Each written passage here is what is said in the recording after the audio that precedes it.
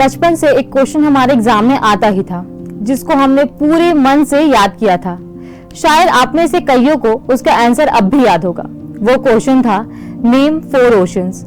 बचपन में तो ये क्वेश्चन बहुत ही जरूरी लगता था, पर अब समय ये है कि हम समझे कि ये केवल क्वेश्चन नहीं बल्कि पूरा ओशन ही हम सब के लिए काफी जरूरी है। नमस्कार, मेरा नाम है मेघना साक्षी और आप देख रहे हैं युग अभियान टाइम्स। 8 जून को विश्व महासागर दिवस यानी वर्ल्ड ओशन डे मनाया जाता है।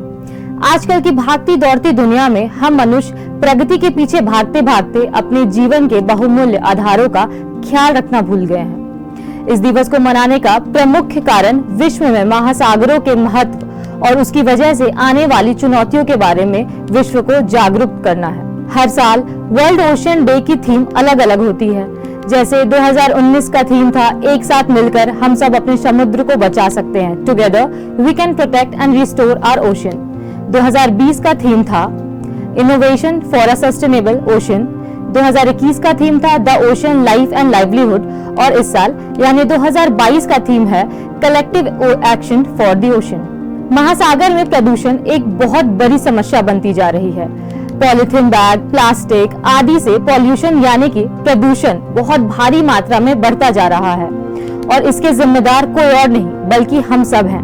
अपनी जिंदगी मजे में जीने के कारण हम अपने साथ रहने वाले जीव जंतु की जिंदगी के दुश्मन बन गए हैं। हम उन तत्वों का नाश कर रहे हैं जिससे किसी भी तरह से किसी जीव को जीवन जीने का क्षमता मिलता है।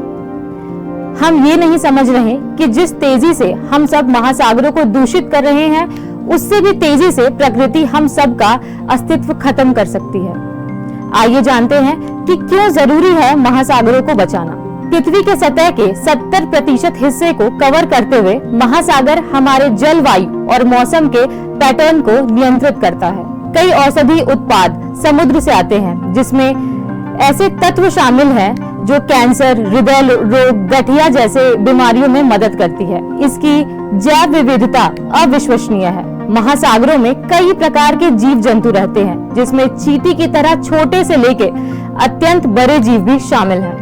महासागर केवल अलग अलग पेड़ पौधे और जीव जंतु का ही नहीं बल्कि महासागरों के कारण कई मनुष्य का भी घर चलता है, क्योंकि इसके कारण लाखों नौकरियां लोगों को मिलती है। अब समय आ गया है कि हम सब सचेत हो जाएं और अपनी जिम्मेदारी समझें प्रकृति को लेके।